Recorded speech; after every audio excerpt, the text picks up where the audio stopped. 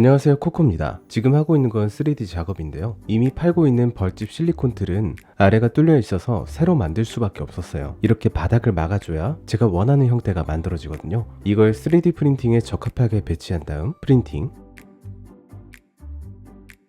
여기 3D 프린터 나왔어요. 이게 이제 밀폐 윗부분 크기 될 것 같거든요. 어때? 근데 좀 작지 않아? 사이즈가 조금 작은 것 같아서 다시 만들어 왔습니다. 이 정도 사이즈면 되지? 이 정도는 될. 오케이, 그럼 이걸로 한다. 이걸로 실리콘 몰드를 만들어야 합니다. 디저트 만들려고 실리콘 몰드 작업부터 하는 사람 몇 명이나 있을까요? 시중에 나와 있는 몰드를 사서 써도 되지만 저희가 원하는 모양을 만들기엔 어딘가 조금씩 부족한 부분이 있습니다. 그래서 사는 것보다 돈이 더 많이 드는데도 만들 수밖에 없는 거죠. 실리콘 몰드가 나왔습니다. 요거랑 벌집 모양은 구조상 잘 빠지지 않기 때문에 이렇게 말랑말랑한 실리콘을 선택했어요. 이걸로 만들었는데도 얘는 잘 안 나오더라고요. 그래서 아깝지만 폐기했습니다. 오, 소리 들려? 뾱뾱이 소리? 그나마 메인 벌집은 잘 나와서 다행이었어요. 난 헛된 짓을 하지 않았어.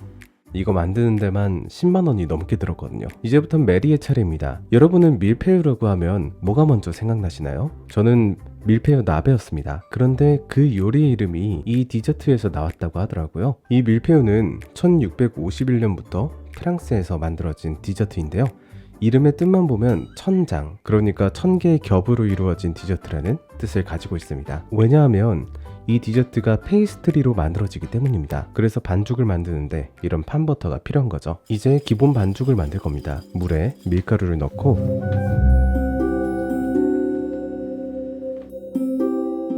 녹인 버터를 넣어 반죽해줍니다. 잘 반죽되었으면 밀대로 밀어서 네모 모양으로 얇게 펴줍니다. 아까 만들어둔 판버터를 가져와서 접고 펴주고 접고 펴주고를 반복하다 어느 정도 겹이 만들어지면 냉장고에 잠시 넣어뒀다 꺼내옵니다. 안에서 버터가 녹아버리면 결이 잘 나오지 않기 때문에 빠르게 넓게 펼쳐주고 모서리를 깔끔하게 다듬은 다음 포크로 무자비하게 찔러줍니다. 재밌어 보여서 저도 같이 했어요. 다 했으면 다시 냉장고에 넣어 놓습니다. 이제 벌집을 만들 차례인데요. 초콜릿을 그릇에 부어줍니다. 흰색 초콜릿과 노란색 초콜릿을 섞어서 넣었어요. 녹인 다음 틀에 조금씩 올려주고 그 다음 깔끔하게 정리해줍니다. 냉동실에 다녀오면 이렇게 되는데 이제 정말 조심해서 떼어야 됩니다. 상관없어.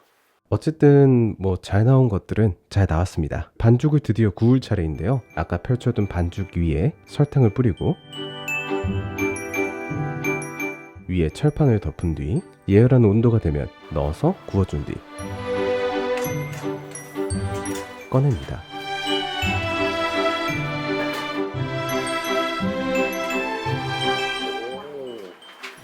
좀 탔는데?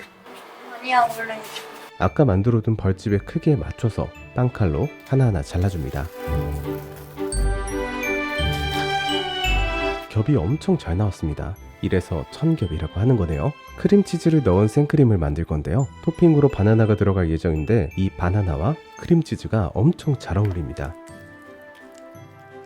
생크림은 아깝지 않게 온 힘을 다해서 짜주고 설탕을 넣은 뒤 휘핑 그리고 풀어두었던 크림치즈를 생크림에 넣고 제대로 섞어줍니다. 이제 재료 준비는 끝나고 밀푀유를 본격적으로 만들 시간이네요. 아까 잘라둔 페이스트리를 하나씩 깔아두고 깍지를 끼워서 정성 들여 짜줍니다.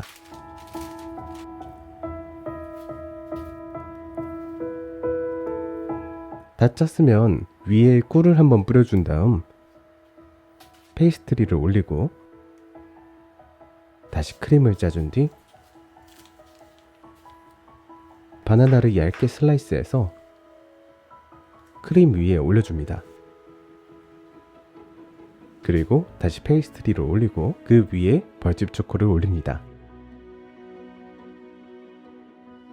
데코 고정 역할을 할 크림도 짜주고 바나나와 흰색 벌집 조각까지 데코로 올려주면 완성!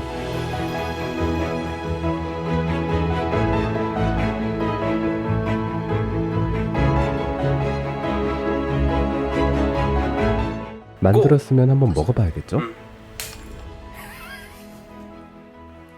심으로 나도 이렇게 해야지. 꿀과 바나나 그리고 크림치즈 생크림이 합쳐지면서 조화로운 단맛이 나고 페이스트리의 바삭바삭한 식감이 정말 맛있더라고요. 너무 맛있어서 한 개 더 가져다 먹었습니다. 자, 오늘 벌집 밀푀유 만들기는 어떠셨나요? 맛있으니까 꼭 한번 만들어 보세요. 코코멜이었습니다.